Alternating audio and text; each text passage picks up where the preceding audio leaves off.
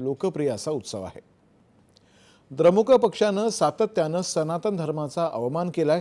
तामिळनाडूचे मुख्यमंत्री आणि त्यांच्या मुलांना कायमच सनातन श्रद्धांना दुखावणारी वक्तव्य केली अशी टीका केंद्रीय मंत्री आणि भाजपाचे नेते पीयूष गोयल यांनी केली आहे। कार्तिकेय दीपम प्रकरणी मद्रास उच्च न्यायालयाने दिलेल्या निर्णयाचं स्वागत करत तामिळनाडूचे मुख्यमंत्री के स्टॅलिन यांच्या काळातच भगवान मुरुगन यांच्या दीपोत्सवावरती बंदी घालण्यात आल्याचंही गोयल यांनी सांगितलं। हा निर्णय देणाऱ्या न्यायाधीशांविरोधामध्ये महाभियोग आणणाऱ्या पक्षांमध्ये उद्धव ठाकरे, शरद पवार अशा मित्र पक्षांचाही समावेश होता।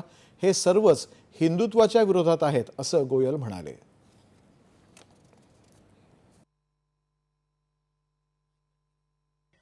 कि उद्धव ठाकरे जी एंटी हिंदू है, हिंदुत्व के खिलाफ है। उद्धव ठाकरे जी ने बाला साहेब ठाकरे के हर उद्देश्य को छोड़ दिया है, हिंदुत्व को त्याग दिया है। और अब चाहे वो उद्धव ठाकरे जी हो, चाहे उनके नए मित्र मनसे महाराष्ट्र नवनिर्माण सेना के राज ठाकरे जी हो, चाहे शरद पवार जी और उनकी पारिवारिक पार्टी हो, ये हिंदुत्व के खिलाफ है।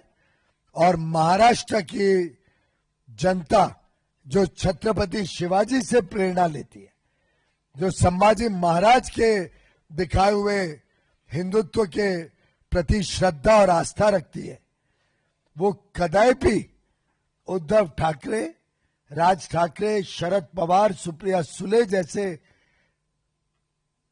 हिंदू विरोधी पार्टियों का कभी समर्थन नहीं।